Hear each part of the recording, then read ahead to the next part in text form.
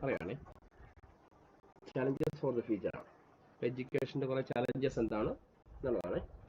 Even we have made a progress in educational attainment, there are major deficiencies here. അപ്പോൾ നമുക്കറിയാം ചില progress ഒക്കെ നമുക്ക് നേടി, കുറേ നേട്ടങ്ങളൊക്കെ വിദ്യാഭ്യാസങ്ങൾ നേടിയെങ്കിലും കുറേ പോരായ്മകളുണ്ട്. These deficiencies are also our feature. പോരായ്മയാണ് നമ്മുടെ ഒരു വലിയ വിഷയമായി നിൽക്കുന്നതെന്നാണ് പറയുന്നത്. കാരണം എഡ്യൂക്കേഷൻ എന്ന് പറയുന്നത് നമുക്കറിയാം പ്രൊഡക്ടിവിറ്റി കൂട്ടുന്നതിനും എഫിഷ്യൻസി കൂട്ടുന്നതിനും ഒക്കെ എഡ്യൂക്കേഷൻ അത്യാവശ്യമാണ് നമ്മൾ മനസ്സിലാക്കിയാൽ അല്ലേ. അപ്പോൾ ഫ്യൂച്ചർ ചാലഞ്ചസ്, ഈ ഡെഫിഷ്യൻസിയാണ് നമ്മുടെ ഫ്യൂച്ചറിലെ വെല്ലുവിളി എന്ന് പറയുന്നത്. സം ഓഫ് ദീസ് ചാലഞ്ചസ് ആണ്. എന്തൊക്കെ വെല്ലുവിളികളാണ്? ഒന്ന്, education for all still a distant ഡ്രീമാണ്. എല്ലാവർക്കും എഡ്യൂക്കേഷൻ എന്നുള്ള ഇപ്പോഴും എന്താണ്, കുറേ ആൾക്കാർക്ക് അപ്രാപ്യമാണെന്നാണ് പറയുന്നത്. ചില ആൾക്കാർക്ക് വിദ്യാഭ്യാസം കേരളത്തിൽ എല്ലാവർക്കും കിട്ടുന്നെങ്കിലും ചില സ്ഥലങ്ങളിൽ ചെന്ന് കഴിഞ്ഞാൽ, ചില സംസ്ഥാനങ്ങളിലൊക്കെ ചെന്ന് കഴിഞ്ഞാൽ എല്ലാവരും വിദ്യാഭ്യാസത്തിന് പ്രാധാന്യം കൊടുക്കുന്നില്ല. അപ്പോൾ അതൊരു പോരായ്മയായിട്ടാണ്. India still has large number of illiterate. അപ്പോൾ ഇന്ത്യ നോക്കിക്കഴിഞ്ഞാൽ ലാർജ് നമ്പർ ഓഫ് ഇല്ലിറ്ററേറ്റ്, നിരക്ഷരരുടെ എണ്ണം കൂടുതലാണ്. ലിറ്ററസി ലെവൽ ഓഫ് 68% ആണ്. അതായത് 68% ആൾക്കാരേ ഉള്ളൂ നിരക്ഷരരായിട്ടുള്ളവർ. Means illiteracy level 32%.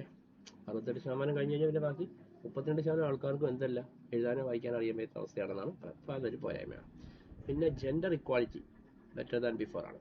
ഇപ്പോൾ ജെൻഡർ ഗ്ലെയറിങ്, നമുക്കറിയാം ജെൻഡർ ഡിസ്പാരിറ്റീസ് ഉണ്ട്. പെൺകുട്ടികൾ പഠിക്കേണ്ട അല്ലെങ്കിൽ ആൺകുട്ടികൾ പഠിച്ചാൽ മതി, ആ ഒരു ജെൻഡർ ഇക്വാളിറ്റിയുടെ ഒരു പോരായ്മ. While male literacy is 68.4, female literacy എന്ന് പറഞ്ഞാൽ 45.4 ആണ്. അപ്പോൾ ഇതാണ് ആൺകുട്ടികളുടെ വിദ്യാഭ്യാസം 68.4, പെൺകുട്ടികളുടെ വിദ്യാഭ്യാസം 45.4 ആണ്. ഇതൊരു പോരായ്മയായിട്ട് പറയുന്നത്.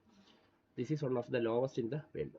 ഇത് ലോവസ്റ്റ് ആണ് വേൾഡ് ആയിട്ട് കമ്പയർ ചെയ്യുമ്പോൾ. ഇവിടുത്തെ സ്ത്രീകളുടെ വിദ്യാഭ്യാസം വളരെ കുറവാണെന്നാണ് പറയുന്നത്. Similar gender disparities can be seen in primary education completion rate and youth literacy rate. അപ്പോൾ ഇതൊക്കെ നമ്മൾ കമ്പയർ ചെയ്യുന്ന സമയത്ത് ഇതൊരു വലിയൊരു പോരായ്മയാണ്. കാരണം യൂത്തുമായിട്ട് കമ്പയർ ചെയ്യുമ്പോൾ അവർ ഫീമെയിൽ എന്ത് ചെയ്യുന്നില്ല, സ്ത്രീകൾ അല്ലെ പെൺകുട്ടികൾക്ക് വിദ്യാഭ്യാസം കറക്റ്റായിട്ട് ലഭിക്കുന്നില്ല എന്നുള്ളതാണ്. The differences in literacy rate between male and female are now narrowing, showing A positive development towards gender equity. അപ്പോൾ ജെൻഡർ ഇക്വിറ്റി വന്നതിന് ശേഷം ഇപ്പോൾ നമ്മൾ ഈ പറയുന്ന മെയിലും ഫീമെയിലും തമ്മിലുള്ള എഡ്യൂക്കേഷൻ ലെവലിൻ്റെ ഡിസ്പാരിറ്റി കുറഞ്ഞു വരുന്നു, നാരോ ലെവലിലേക്ക് ഇടുങ്ങി വരുന്നു. വെച്ചാൽ വൈഡായിരുന്നു, ഭയങ്കരമായിട്ട് വിദ്യാഭ്യാസത്തിൽ ഭയങ്കര പോരായ്മകളുണ്ടായിരുന്നു. അപ്പോൾ അതൊക്കെ മാറി വരുന്നു എന്നുള്ളതാണ്. അപ്പോൾ ജെൻഡർ ഇക്വാളിറ്റി വന്നത് സൂക്ഷിച്ച് അത് കുറേ കൂടെ ഒക്കെ മാറി.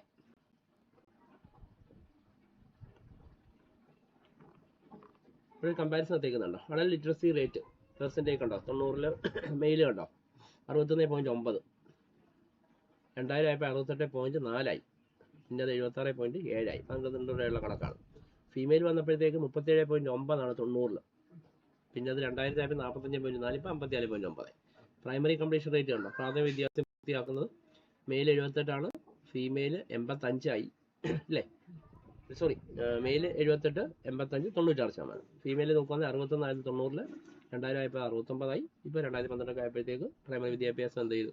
95% എത്തി. യൂത്ത് ലിറ്ററസി റേറ്റ് പെർസെൻറ്റേജ് തന്നേക്കുന്നുണ്ടോ? മെയിലാണെങ്കിൽ 96, 90-ൽ 76.6 പിന്നെ 79.7 അത്, പിന്നെ 88 വരെയുണ്ട്. ഫീമെയിൽ 57.2, 68.8, 64.8, 74 ഇതാണ് ഗ്രാഫിക്കൽ റെപ്രസെൻറ്റേഷൻ. പിന്നെ ഹയർ എഡ്യൂക്കേഷനാണ്. ഇന്ത്യയുടെ വിദ്യാഭ്യാസം കുറച്ച് ആൾക്കാർ എടുക്കത്തുള്ളൂ അല്ലേ. In India only a small percentage of students who complete schooling for this has to be improved.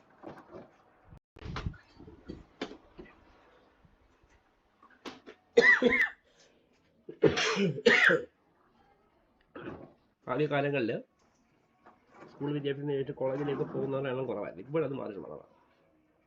Graph കണ്ടോ വന്നേക്കുന്നത്? അത് മനസ്സിലാവുന്നുണ്ടല്ലോ. ആ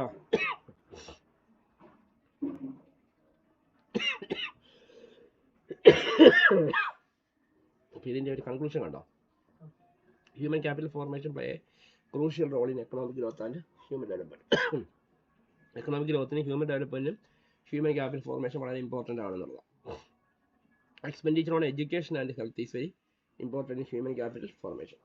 അപ്പം എഡ്യൂക്കേഷനും ഹെൽത്തിനും നമ്മൾ ചിലവാക്കുന്ന ഹ്യൂമൻ ക്യാപിറ്റൽ ഫോർമേഷൻ ഇൻക്രീസ് ചെയ്യുന്നതാണ്.